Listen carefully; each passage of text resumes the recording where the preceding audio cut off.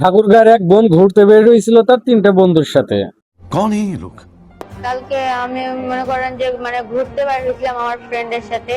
তো ওই হচ্ছে আমাকে মানে ভুলভাল বুঝায় গোডাউনে নিয়ে গেছে, ওখানে নিয়ে যায় আমার উপরে সে বলে কচি খুকি, তাকে ভুলভাল বুঝিয়ে বলে গোডাউনে নিয়ে গেছে।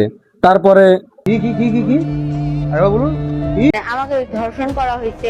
ওরা 3জন মিলে আমাকে মানে জোর জবরদস্তি করে ধর্ষণ করছে।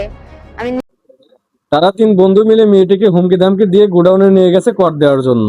এর কারণে মেয়েটির দিতে হয়েছে।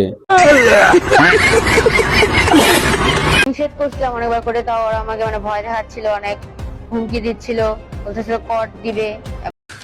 तू समझा? हाँ। नहीं, तू समझा नहीं। তো সেই জন্য ওদেরকে দিতে হয়েছে। আচ্ছা আপু, তুমি কি এতই সস্তা যে হুমকি ধামকি দিবে বলে তোমার ইজ্জত বিলিয়ে দিবে? মেয়েদের ইজ্জত কি এতই সস্তা? আবার ফের মানে আমি যে অসুস্থ হয়ে পড়ছি ওরা ওটা দেখেই না, ওরা আমাকে জোর করে মানে করতেছে। আমি যে কতবার করে নিষেধ করলাম, ওরা আমাকে বাথরুমে নিয়ে যে ধুয়ে নিয়ে আসে আবার করতেছে। আমি মানে এটা হচ্ছে আমার উপরে মনে করেন যে 12টা থেকে 3টা পর্যন্ত চলছেই।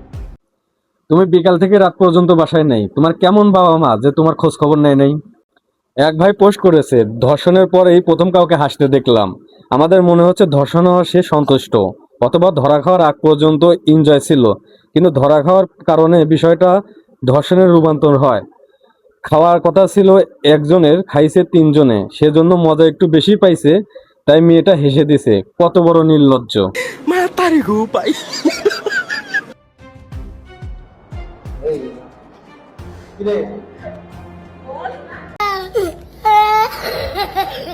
আমার সাথে যে ন্যায় অন্যায়টা হয়েছে এটার আমি বিচার চাই, তাদের আমি ফাঁসি চাই। অবশ্যই ধর্ষণকারীদের বিচার চাই আপু, কঠিন থেকে কঠিনতম বিচার চাই। কিন্তু আপু, একটা কথাই মাথায় রাখবা, এক হাতে কিন্তু তালি বাজে না।